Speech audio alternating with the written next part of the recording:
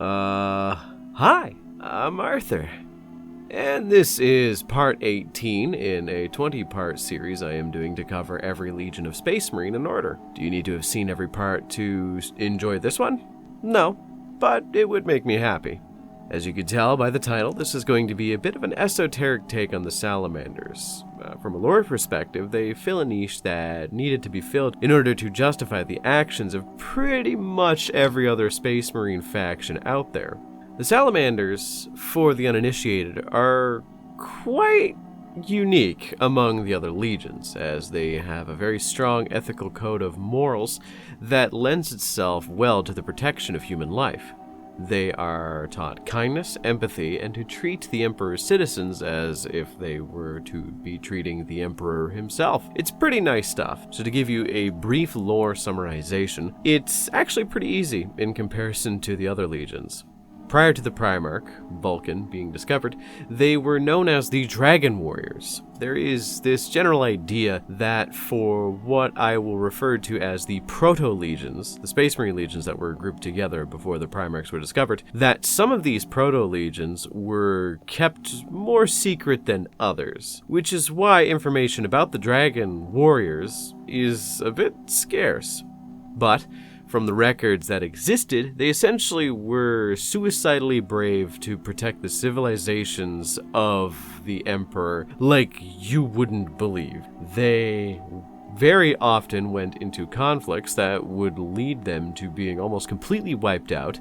They would then inevitably get up, armor cracked and splintered, wipe the blood from their mouths, and scream something to the effect of, "I did not hear a fucking bell," before going in and winning the conflict. Usually with like 6 guys left, battered and bruised in a full body cast, looking like that one guy from SpongeBob with the paper skin and glass bones. The conflicts they all pursued were essentially based in supporting other groupings of the Imperial military. So you've got rogue traders that need help getting through a dangerous situation. Congratulations, the Dragon Warriors are there to help. A planet being besieged by a tyrannical Xenos race, and the Imperial Guard are failing fucking horribly. Congratulations, the Dragon Warriors. Oh baby, they are there. Skip forward a few decades, and eventually they discover their gene sire, the lovable, huggable Vulcan.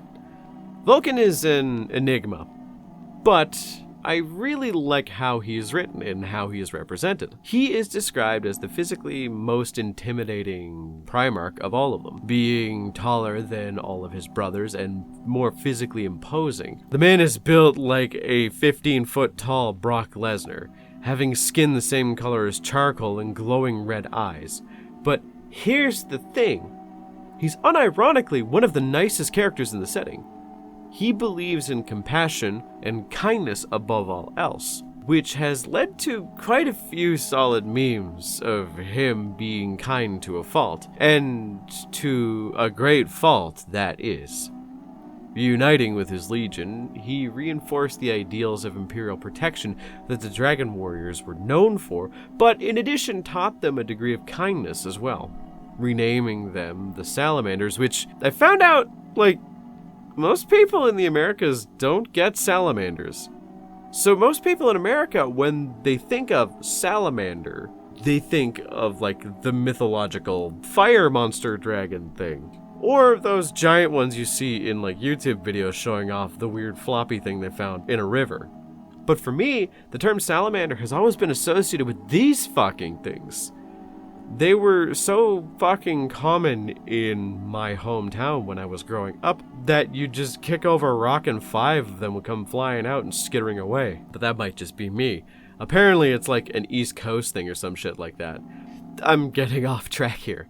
So, the Salamanders universally are known to be kind Marines.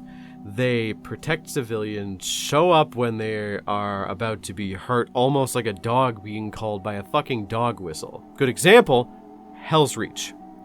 Love this book. It is a fantastic book to give you an idea of how the Black Templars feel about civilians. It's really fucking good. There is a point where they have to defend a major oceanic port for the city of Hell's Reach. They didn't have enough time to get the dock workers out of there before a massive million-strong invasion of orcs was going to show up. So with less than 75 Astartes and maybe 10,000 civilians that they had armed with las guns and taught over the course of maybe 2 days how to use, they were likely going to be slaughtered. That was about all they had. So within about an hour of the civilians getting absolutely fucking mollywopped, a random detachment of salamanders just appeared like, Hey yo, we heard some little fellers were getting hurt. so they aided the Black Templars just because the civvies were getting hurt. A few more things to explain about them so you understand them a bit more is they have a pretty interesting gene seed mutation. Basically, one of the Space Marine gene seed organs is called the melochromatic organ. It kind of gives away what it does from its name, but it controls the level of melanin in a person's skin, which is just incredibly useful. If you don't think so, you are not a pale man of Scottish descent that fears the sun. Bro, I go to the beach and come back looking like Larry the Lobster.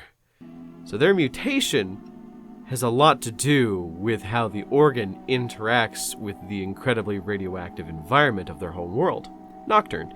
So due to that, the organ fires on full blast at all times, giving them the bright red eyes and the coal black skin.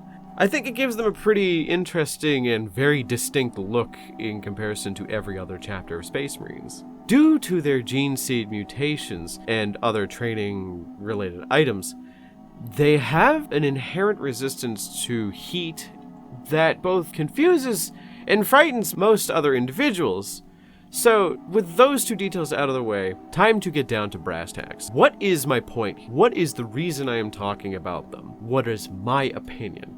Well, with other Space Marine factions, I find there is almost always some degree of imbalance. Like the Ultramarines, they are good at a lot of things, but not amazing at everything. This tends to have authors and players kind of gas them up to high hell as the best at everything. And in lore, a lot of books that are not solely focusing on them tends to have them be a bit annoying and preachy. With the Blood Angels, they are berserkers but noble, and so on.